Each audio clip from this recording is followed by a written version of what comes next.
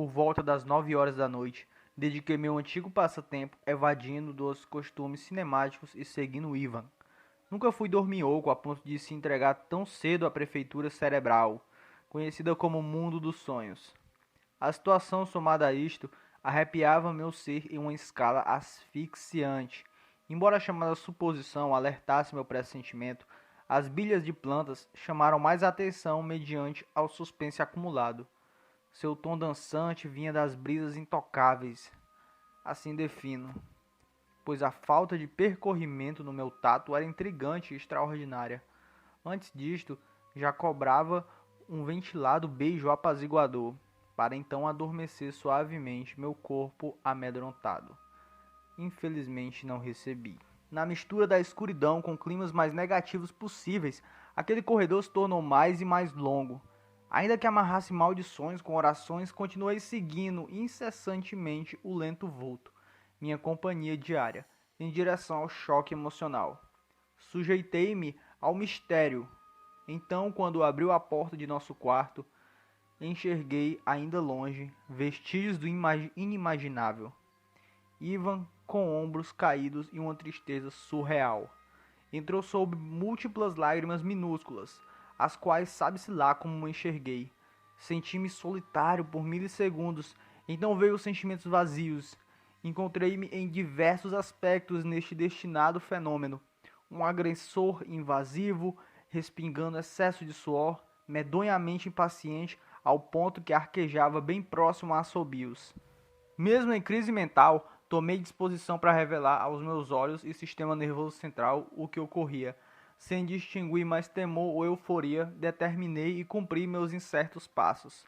Quase que arrombando a porta, deparei-me com Ivan, sentado no chão, agarrado fortemente aos joelhos congelados. Foi onde compreendi seu pior pesadelo. Estava trêmulo, tão mais que as árvores do parque Ascobich na primavera. Embrulhado no próprio cobertor, declarava mesmo sem palavras sua sensação altamente deprimente. A janela era a única fonte de luz ativa, criando um ar umbrífero. Objetos de laser desapareciam nos contornos. A mesa era a única mobília visível, ficava metade exposta sobre o luar e abaixo dela, Ivan, escorado e assombrado. Encontrava-se na maior fonte de mudez de toda a universidade. Utilizávamos cadernos antes deste encontro. Estavam em uma exposição de palavras carvão, que vezes predominavam e outras se perdiam, em compostos temáticos amarelados. Revelava-se quadros impressionistas em nossas paredes sentenciadas a rangidos, graças à extensa velhice. Nenhuns olhos possuíam tal pupila fraca sob choro silencioso e ausência de pingos emocionais. Algo estranho demais ocorreu. Ivan, desalinhado ao extremo, nunca devia ter sido evidenciado por mim, não mais que outro cursante de economia comum. Ao tentar comunicação sob alternados modos, notei leve alteração de posicionamento e flexões labiais, como se fosse pronunciar algo que falhava em acrescentar significado a essa poesia não compreendida. Passei minutos em pé, observando algo que apelidei de cena medonha, que em breve entenderá, e guardei somente a mim mesmo. Não pude deixar de pensar também naquele brilho medonho de antes, embaixo de nosso conjunto de repouso. Tal iluminação que, se relatada, populações universais e cristãs desacreditariam por séculos, montando a errônea ideia de ser um conto sombrio ou invenção de algum acusador de alucinógenos. Ivan, então, depois de muito pensar, me pediu para sentar próximo. Antes disso, fechei a porta e mostrei como confiava nele, tal jeito de crenças em deidade. Minha sanidade entregue estava, perante sua confissão enigmática. Começou dando desculpas incompreensíveis, a mim, a Larguine, a todos. Pareceu no princípio testemunho de um arrependido profanador. Agradeço por estar enganado, pois mais que tudo o que desejava intensamente resumia-se em ser o homem da vida perfeita, vagante da sala de medicina, meu melhor amigo até os últimos suspiros, em derradeiro e longe de ser menos importante, nobremente ajudar os necessitados diante de qualquer asfixiado ou leve desafio, psicológico ou físico. Começou fraquejando, sob olhares desinteressantes, voltados ao antigo tapete carmesim. Sabe o que é pior do que ter medo? Não ter forças para lutar contra ele. Ninguém sabe sobre minha verdadeira idade. Escondi conhecimentos e sentimentos sob temperaturas meridianas. Nunca tive 24 anos. Na verdade, Huckman, hoje eu teria 53 se não tivesse acontecido algo. Apresentei-me confuso. Ora, por que essa pegadinha a essa hora da noite? Porém não interrompi sua história. Vivi alegremente com minha minúscula família na encantadora cidade de Comlow, denominada fantasiosa por sua beleza, nas bordas do extremo norte. Nossa simplória casa remetia a seus corredores e entrada ao tingimento arenoso, companhia praiana constante nas costas nacionais. Ela calhava em pantominar nossas riquezas preservadas de antigas gerações. À medida que cresci, percebi rastros aterrorizantes. Mamãe devorando um coiote no porão abandonado, se deliciando de forma natural e tribal. O abdominoso papai folheando livros de cores que jamais identifiquei. Doloroso também é contar sobre minha amável irmã, 2 anos à minha frente, tendo sinal mulherio cedo demais, com 6 anos de idade. Alarmei para a vida aos 16 anos, quando meu pai, Gervik Dor, expôs tremenda estranheza ao me observar comer, andar e principalmente dormir. Nesse último caso, já flagrei distante seus olhos brilhando como esmeraldas. Aparentemente me comparava a descrições daqueles suprimidos livros antigos, segurados em suas mãos curtas, empestadas de neurite. Alternava entre lidas e vislumbramento parcial, como se checasse todas as vastas características de um catálogo. Não ousei em qualquer momento revelar, embora pensasse demais, que olhava com pouca fé e amedrontado por suas corcundas costas avermelhadas naquelas madrugadas sinistras. Quando tinha 22, dormi inocentemente, pensando nos meus ilusórios planos semanais. Depois de certo tempo, senti uma falta de ar tremenda.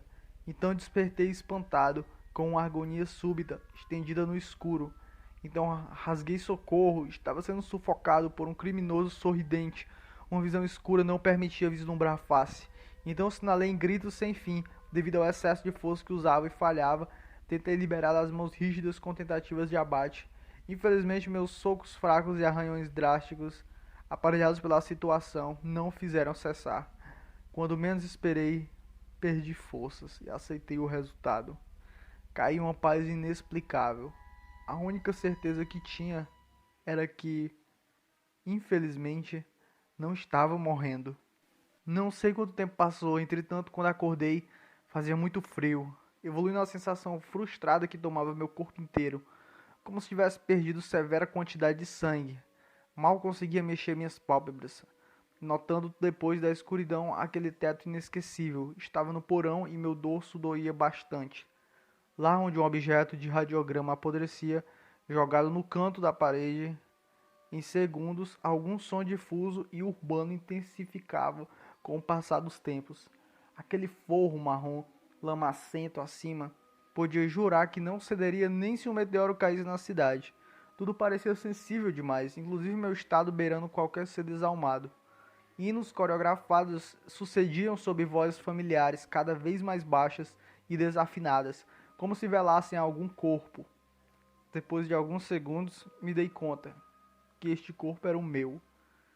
Tirei minhas penúltimas forças para forçar minha cabeça frágil para a esquerda. Então enxerguei que estava em uma tábua alaranjada e aquelas pessoas vestiam semelhante veste alongada, oscilante de um escuro espacial que cobria amplamente suas mãos. Também observava em choque aquelas faces familiares. Ignoraram minha reação contemplada e permaneceram cantando em língua desconhecida, possivelmente marciana. Sobre seu manto maligno, uma série de citrinos, em seu dourado mais puro, tomavam medidas diferentes, sem obedecer a um padrão. Eram paralelogramas, óvalos, triangulares e outros formatos menos conhecidos da geometria espacial. Ainda subjugavam todas as posições possíveis. Minha irmã ali observava minha agonia mental e física, enquanto desesculpia uma vela negra de chamas áureas. Professor Hodgin À esquerda, soltava sorrisos maléficos em algumas pausas melódicas. Nunca consegui identificar o porquê. Viva Deaxus, ó grande distante.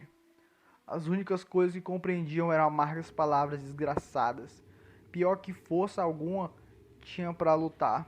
Fazer perguntas, humilhar-me por socorro. Depois de alguns segundos, consegui olhar abaixo de meu pescoço. Não sabia se deveria ter visto aquilo. Minhas costelas estavam com partes minúsculas de pele. Ainda por cima, a barba avermelhada intensa do corpo recusara o cessar respingador. Tal cratera profundo não poderia ser imaginado. Não tinha mais barriga.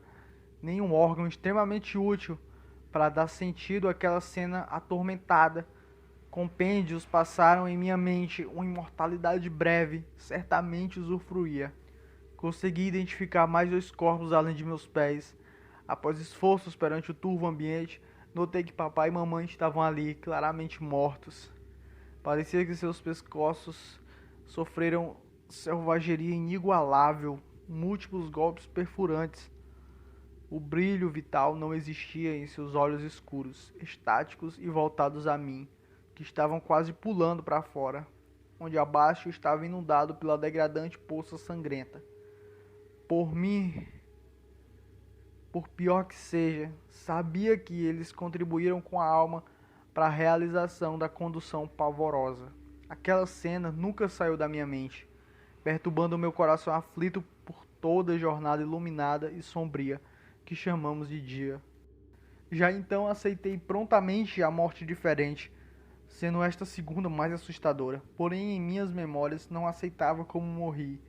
Pensava em ter sido vítima de qualquer ritual decadente, desumano, perturbador, satanista. No final, estava certo. Porém, era algo mais terrível que as descrições bíblicas sobre o demônio. De repente, a mesa tremeu e suspiros foram plagiados ao meu redor. Busquei tanta força que espirrei sangue pelo nariz desestruturado. Só senti o líquido, a dor já havia cessado, mas consegui. Uma mão gigante, flutuante, bizarra, bailava no sangue dos próprios adoradores. Havia demonstrações do terror de humanos, ou seja, faces em cada dedo. As bocas emulavam dores indescritíveis, as quais gostariam de não ter visto. Sua altura de 4 a 6 metros encareceu meu enorme temor, chegando a triplicar, e o odor que os céus existam e me façam esquecer logo. Era medonho, passava de desprezo a sensação de agarramentos a cadáveres centenários. Enlarguecida era a boca fechada central daquele punho aberto. Uma das faces cuspiu um misterioso líquido musguento em minha irmã, agora terrivelmente rasgada, onde me passou uma indolência seguida de espasmos, somente observando seu movimento esforçado e assombroso ao cuspir. Antes de morrer novamente, tive a estranha sensação de que aquele membro declinável e apavorante, rugoso também se mostrou antes de cortar a visão, se tratava de uma parcela de um corpo distante de nossa galáxia. Acordei naquela mesma tábua e no mesmo compartimento puído. O mau cheiro entregava a distância de quando morri. Demorou, porém percebi que não era mais um indivíduo. Minha presença alternava entre o fantasmagórico e nossa até real espécie. Muitas vezes não sentia fome, pois de nada adiantava. Eu já estava morto, nada me mataria. Fui despercebido mais de 100 vezes quando tentava me comunicar. Entretanto, nunca perdi o contato com móveis, algo comestível, etc. Nem por fatores diversos assombrei alguém ou virei algo terrível. Mesmo não tendo sangue em minha carne e possuindo dúvidas se poderia sumir a qualquer instante ou não, vivi cada dia amando todos e sendo o mesmo Ivan Doria. Documentos falsos me fizeram cursar esta interessante faculdade. Meus artigos e identificadores foram perdidos naquela casa, onde jurei nunca mais retornar. Descobri na Bíblia Branca acerca daquele ritual e do distante que adoravam. Entre seus desenhos esquisitos, que me fizeram enjoar a cada segundo, só podia assimilar vagamente sua cauda ao anelídeo não extinto. Finíssimas recordações do terrestre Eunice Alfroditóis. Para a celebração deaxista, requisitava-se sacrifício muito específico. Um humano de coração puro cercado pelos seus pais. Havia probabilidade quase irracionais de encontrarem essas oferendas no mundo. Encontrei isso nas primeiras páginas de 2 livros galácticos de meu pai, aqueles de cores indefinidas que eu vi lendo e adquiri, que eram 6, sendo os que trabalhavam com algumas estatísticas apenas, Balispe Siliscante e Dr. Vertebrarium. Deaxus antevia o futuro e já enviaram uma parte de seu corpo para sua alimentação. Só voltaria aos extremos das constelações após devorar 59 humanos. Sua vida infeliz e antiga jamais deixaria de nos visitar. Jurando não me espantar mais e falhando, deparei-me ao desacompanhado método de trazer Deaxus completamente a um planeta, coisa que humanos, pelo menos, nunca conseguiram ter sucesso, fazendo dele ressuscitador das oferendas alimentícias, concedendo-as vida infinita sob o baixo sol. Por favor, Rukva, me ajuda, eu tenho medo de perder tudo. Abracei Ivan pela primeira e última vez. Depois de muito conversarmos sobre o fardo que suportou, fui dormir certamente tarde e ele cedo. Quando acordei, ele não estava mais lá. Então assim sumiu para todo sempre. Como investigador, confesso minha perplexidade com precípua informação. Não ousei desacreditar, pois Rukvan chorava como um recém-nascido. Pensei em tudo o que nunca descobrimos e o que falta descobrir consecutivamente. Ofegante fiquei e jurei com respeito não relatar o que ouvi. Certamente não era o primeiro detetive a escutar algo assombroso e omitir informações sobre cultos destes tais distantes. E certamente não serei o último. Mesmo o caso tendo sido entregue facilmente por Rukvan, relação alguma me faria desabafar tal peso à polícia húngara ou qualquer organização, ficando apenas nos meus papéis mentais, trancafiados a 7 chaves. A perversa suposição de existência consumiu meus sonhos inúmeras vezes, e isto definitivamente me acompanhará até meu apodrecer. O caso Ivan Dor foi encerrado em 1931, sendo declarado como não resolvido.